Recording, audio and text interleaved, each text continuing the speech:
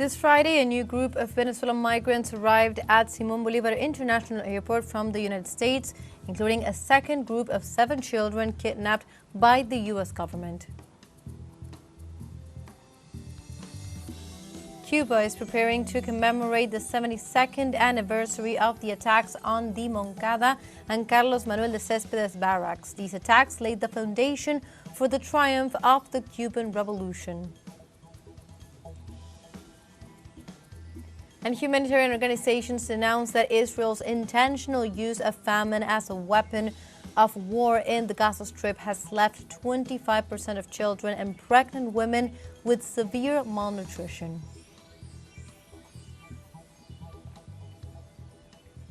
Hello and welcome to From the South. My name is Belén de los Santos. I'm from the teleSUR studios in Havana, Cuba.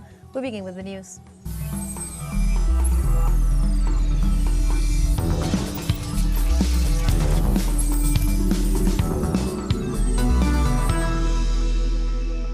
We now begin with the information. This Friday, a new group of Venezuelan migrants arrived at the Simón Bolívar International Airport from the United States, including a second group of 7 children that had been kidnapped by the U.S. government. The 51st flight was welcomed by the Minister of Interior, Justice and Peace, Diosdado Cabello, alongside Camila Fabri, president of the Back to the Homeland mission. The families of the repatriated minors were also present at the airport, ensuring an immediate and heartfelt reunion. In statements to the press, Cabello described the event as a miracle made possible through continuous dialogue between the Bolivarian government and the administration of U.S. President Donald Trump. He also emphasized the ongoing efforts and persistent calls for the safe return of all the children who have been separated from their families in the U.S. Regresaron a la patria, regresaron al amor, regresaron a la vida. They are back in their homeland. They are back to love, to life, to hope. And right now we are sharing with them here a moment of their parents' happiness. And now they will share together, embrace them, love them. And we will continue moving forward. We will not cease until we bring. The president has pledged to bring every last Venezuelan they have kidnapped, any who is detained anywhere in the world. Today, a new group has arrived, 237 of them. And with this good news, the good news continue for Venezuela. Good things continue for our country. We should all rejoice that these boys and girls have returned to their homeland to be reunited with their families. And representatives of a Venezuelan citizen filed on Thursday a lawsuit before the U.S. Department of Homeland Security against the Trump administration for having kidnapped him at the Bukele concentration camp in El Salvador. Neiver Leon Rengel is 27 years old, and he is part of the group of 252 citizens rescued by the government of President Nicolas Maduro from Venezuela. He announced that the League of United Latin American Citizens and the Democracy Defenders Fund have brought his case before the Department of Security, which has refused to comment to the press. Venezuelan Leon Rengel claims compensation from $1.3 million for damages. Norman Ace from the Defense Fund assures that at least a dozen similar cases are underway. Moreover, he encouraged the SECAT victims to imitate his representative in combating abuse, violation of rights, and impunity.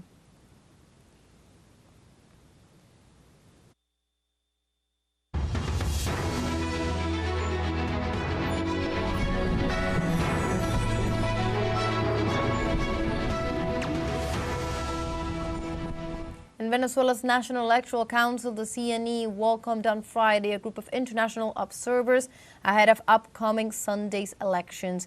CNE's President Elvis Amoroso highlighted that the observers are renowned intellectuals and personalities from universities of different parts of the world and stressed that they represent another guarantee for the good results of the upcoming elections. Amoroso also emphasized that they will be exceptional witnesses of how a highly democratic and peace-loving people will once again vote to elect their authorities in defense of their sovereignty and self-determination.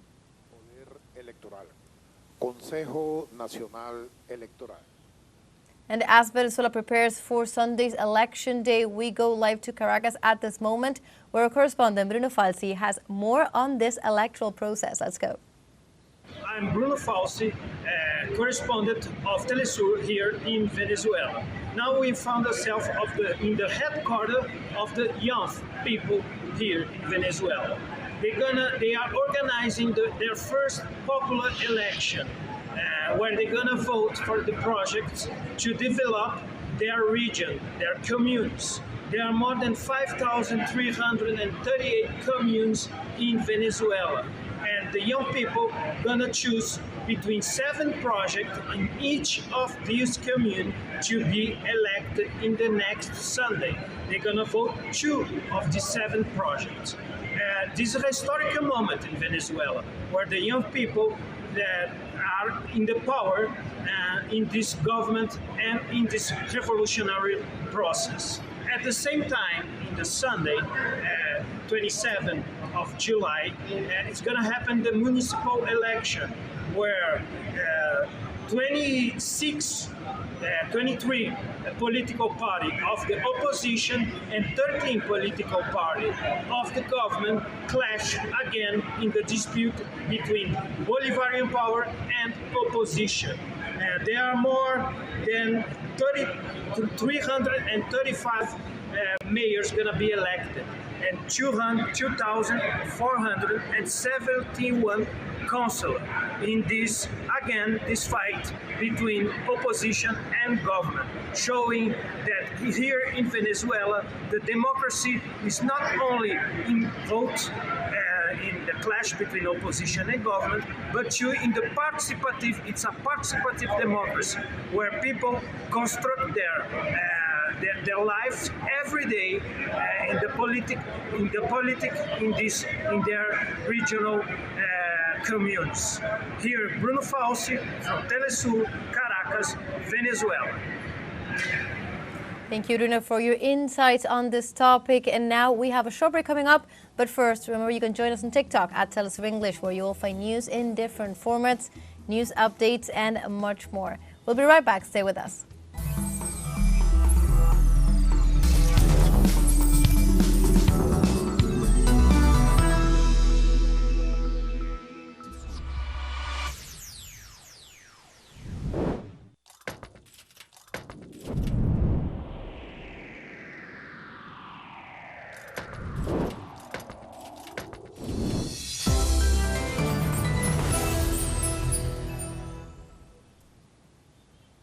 Welcome back from the South. And to celebrate its 20th anniversary, teleSUR presented its book, The Eye of America on the World. In collaboration with the Bolivarian Alliance for the Peoples of Our America, ALBA TCP, teleSUR presented the book this Friday. This work showcases the multi-platform's 2-decade journey of news coverage, establishing itself as the voice and image of Latin America and the Global South. During his speech and analysis of the book, the Minister of Communication and Culture, Freddy Ñañez, emphasized that teleSUR has fought to combat hegemony and reveal the truth about what is happening in the world since its inception.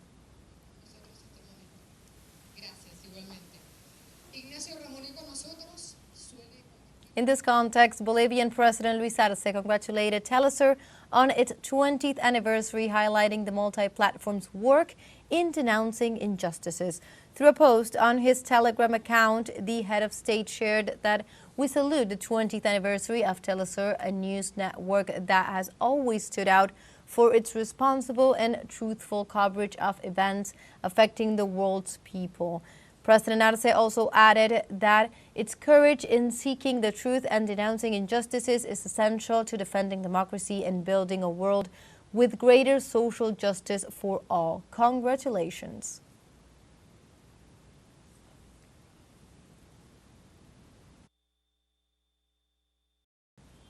And Venezuelan President Nicolas Maduro touched on issues of national and international importance on Thursday during an interview to our multi-platform teleSUR in the context of our 20th anniversary of the creation. The interview was hosted by teleSUR's President Patricia Villegas and Spanish-French journalist and political analyst Ignacio Ramonet, and included questions by several teleSUR correspondents around the world. During the interview, the Bolivarian head of state referred to the resumption of operations of Tiburon in Venezuelan territory, the release of the latest group of migrants kidnapped in El Salvador, the conflict in Ukraine, and the Israeli genocide in Palestine, among other topics. President Maduro also insisted in the creation of a World Peace Summit and highlighted the coming elections in Venezuela on Sunday as another phase of the democracy and democratic process that the South American nation is implementing.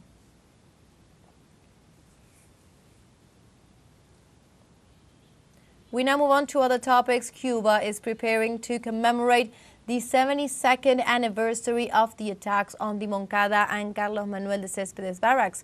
These attacks laid the foundation for the triumph of the Cuban Revolution. Cubans are holding mobilizations in honor of the upcoming holiday, although the main event will take place on Saturday, July 26, in the province of Ciego de Ávila. The city is decorated to welcome hundreds of people and at least 23 delegations from countries attending the festival. Also known as National Rebellion Day, the holiday is celebrated annually to honor those who died during the event.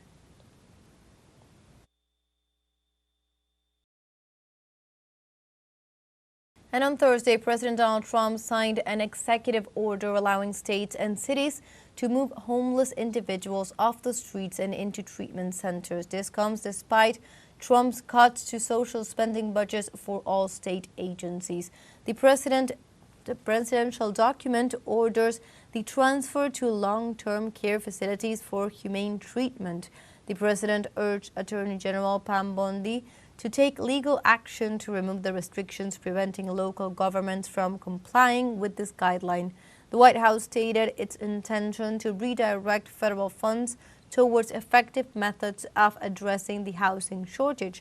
However, civil rights activists argue that the president only wants to take action that will mask his administration's failure.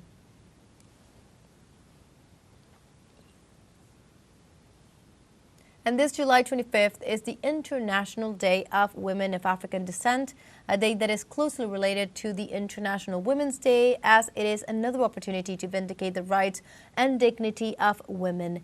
The date was chosen to commemorate the first Congress that brought together more than 400 Latin American and Caribbean women in 1992 in the Dominican Republic. This Congress addressed issues related to sexism, racial discrimination, poverty, migration, and violence. At this meeting, the network of Afro-Latin American, Afro-Caribbean, and diaspora women was born, a space to fight for the dignity and rights of Black women as full citizens. This cause can be supported by joining the campaigns that are launched each year by organizations and associations that advocate the cause, such as the network of Afro-Latin American, Afro-Caribbean, and diaspora women. We continue now with other topics. Thailand has evacuated more than 138,000 people along the border with Cambodia, while the country's leaders warned that cross-border clashes could lead to war. The clashes that began on Thursday resumed early on Friday, according to the Thai army, as the two countries fought their bloodiest military battles in more than a decade. In this context, Thai authorities said that 138,000 people from 4 border provinces had been evacuated, while the death toll in the country stood at 15, including 14 civilians. For its part, the Cambodian national government has not provided details about the victims or civilian evacuations, but a local official in Odar Manke has stated that 1 civilian has been killed and 5 were injured, and that 1,500 families had been evacuated.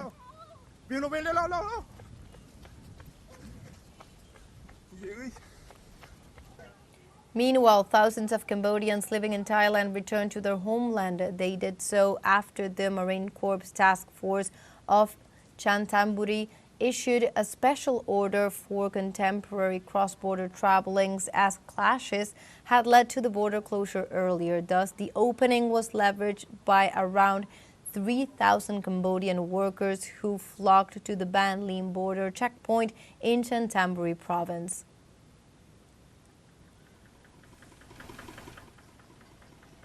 And right now we have a second short break coming up. But first, remember you can join us on Facebook at teleSUR English. There you'll be able to watch our top stories, special live coverages, and much more. Follow our page and activate notifications to stay up to date on the world's most recent events. Final short break. Don't go away.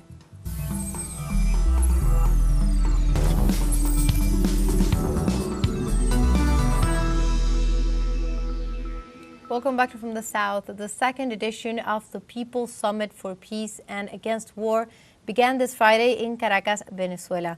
At the opening ceremony, TCP Executive Secretary Rander Peña stated that the summit aims to provide a space for dialogue, reflection, and action to save humanity from the many forms of fascist aggression. Peña mentioned that U.S. imperialism has not seen the change of era in the regional and global scenarios, which explains its aggressive and criminal reactions. The meeting was attended by delegations from more than 70 countries and was a space to denounce the crimes committed against the people of the Middle East, with emphasis on the genocide committed by Israel against Palestine.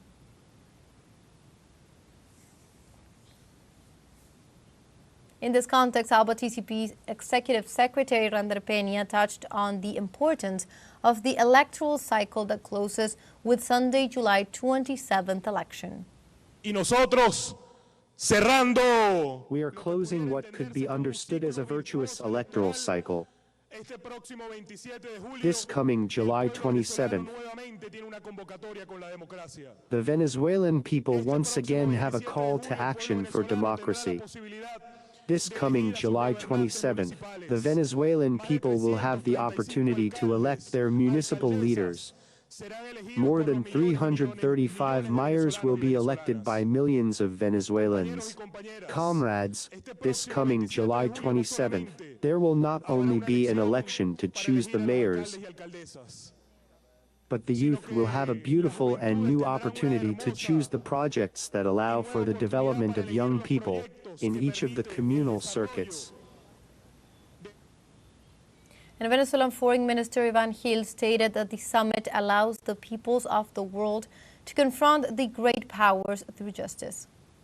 And today, that resistance transformed into offensive and transformed into victory, and that allows us to convene this great summit and allows us to offer our space, our land, our homeland, our political strength to all the peoples of the world to demand, to urge the leaders of the world, to urge the great powers, the medium powers, the whole world, that it is necessary once and for all to initiate a true process of peace. Peace with justice as the Bolivarian peace. Organizations denounce that Israel's intentional use of famine as a weapon of war in the Gaza Strip has left 25% of children and pregnant women with severe malnutrition. In light of the humanitarian disaster facing the enclave, human rights organizations have condemned the deliberate use of starvation as a weapon by the Israeli authorities, which has reached unprecedented levels. In this regard, they called it inconceivable that an entire population is deprived of food while Israeli forces carry out daily massacres at distribution points. Precisely, the Ministry of Health of Gaza has informed that over 1,000 people have been killed and some 7,200 have been injured at these locations since the start of the U.S.-Israeli-sponsored food distribution plan.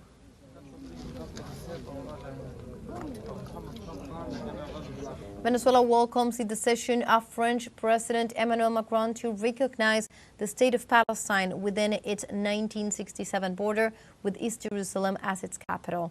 In a statement, the Venezuelan government said that the occupation of Palestine began in 1948 with the Nakba, when over 700,000 Palestinians were displaced. This marked the start of decades of apartheid and colonization. He affirmed that today, in the face of genocide in Gaza with hunger, bombing, and forced displacement as weapons, silence is complicity. There is no possible neutrality. In closing, the government also states that Venezuela reaffirms its steadfast commitment to Palestine and calls on all states to recognize and protect its people. The Palestinian cause is a cause for all of humanity, one of justice, legality, and sovereignty. And like this, we have come to the end of this news brief. You can find these and many other stories on our website at telesurenglish.net. Also join us on social ThailandCambodia English. My name is Belén de los Santos. Thank you for watching. We celebrate the 20th anniversary of the teleSUR multi-platform with a special interview with President Nicolas Maduro Moros, interviewed by journalists Patricia Villegas and Ignacio Ramonet. Watch again 20 years of teleSUR, the voice of the Global South. Today, only on teleSUR.